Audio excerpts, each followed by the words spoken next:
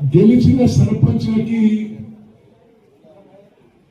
కొంత ఇమీడియట్ గా రిలీఫ్ ఉండాలి కాబట్టి మొత్తం కాన్స్టిట్యున్సీలో మనకి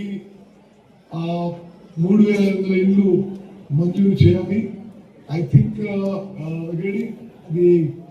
ఇమీడియట్ గా అంటే ప్రస్తుతానికి మళ్ళీ మార్చిలో కొత్త వస్తాయి కానీ గెలిచిన సర్పంచ్లందరూ కూడా మరి మీరు అర్హులైన వాళ్ళకి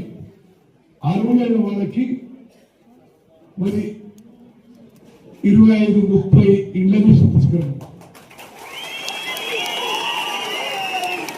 ఇది గెలిచిన సర్పంచులు మీరు అర్హత ఉన్న వాళ్ళకి ఇవ్వాలి.